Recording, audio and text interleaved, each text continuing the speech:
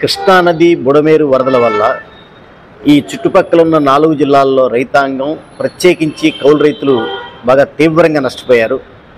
ఉదాహరణకి కృష్ణానది గర్భంలో కంద పసుపు వేసిన వాళ్ళకి దాదాపు 1,50,000 నుంచి 2 లక్షల వరకు పెట్టుబడులు పెట్టారు. ఒక్క పైసా కూడా వాళ్ళకి తిరిగి చేతికొచ్చే అవకాశం కనిపించట్లేదు. అట్లాగే మిగతా బుడమేరు మిగతా ప్రాంతాల్లో కూడా వరి పంట వేసి ఇప్పటికే దాదాపు 6 రోజులుగా నీళ్లలో నానుతుంది.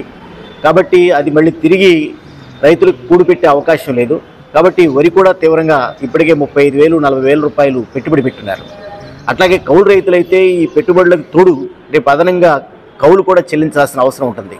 కాబట్టి రాష్ట్ర ప్రభుత్వం కేంద్ర ప్రభుత్వం దీన్ని జాతీయ విపత్తుగా ప్రకటించాలి. ఈ వరదల్లో నష్టపోయిన వాళ్ళకి ఏదో ఎంగిలి మెతుకులు ఇసిరినట్టు తూతూ మంత్రంగా 5,000 4,000 నష్టపరిహారం ఇచ్చి మేము బాగా చేసామని చెప్పేసి గొప్పలకపోతే రైతులు కోలుకోరు. కాబట్టి కనీసం వరి వేసిన మాగాణి రైతులకి ఒక 25,000 రూపాయలు నష్టపరిహారం ఇవ్వాలి.